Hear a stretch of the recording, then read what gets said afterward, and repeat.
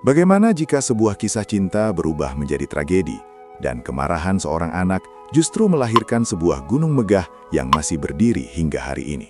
Inilah legenda Sangkuriang, cerita yang dipercaya sebagai asal-usul Gunung Tangkuban Perahu.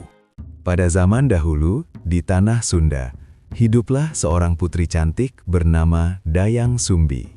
Ia memiliki seorang anak laki-laki bernama Sangkuriang dan seekor anjing setia bernama Tumang. Namun, Tumang bukanlah anjing biasa. Ia adalah jelmaan dewa dan ayah kandung Sangkuriang. Suatu hari, Sangkuriang pergi berburu bersama Tumang.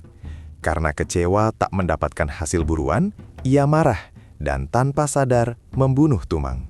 Ia membawa pulang dagingnya untuk dimasak. Ketika Dayang Sumbi mengetahui bahwa daging itu adalah Tumang, ia sangat murka. Dalam amarahnya, ia memukul kepala Sangkuriang hingga terluka dan mengusirnya dari rumah. Waktu berlalu, Sangkuriang tumbuh menjadi pemuda gagah dan sakti. Takdir mempertemukannya kembali dengan Dayang Sumbi yang tetap awet muda berkat anugerah para dewa. Tanpa mengetahui bahwa wanita itu adalah ibunya sendiri, Sangkuriang jatuh cinta dan berniat menikahinya. Dayang Sumbi akhirnya menyadari identitas Sangkuriang dari bekas luka di kepalanya. Demi mengagalkan pernikahan itu, ia mengajukan syarat mustahil. Sangkuriang harus membuat danau luas dan sebuah perahu besar hanya dalam satu malam. Dengan kesaktiannya, Sangkuriang hampir menyelesaikan tugas itu. Ia memanggil makhluk halus untuk membantunya. Melihat hal itu, Dayang Sumbi panik dan memohon bantuan para dewa.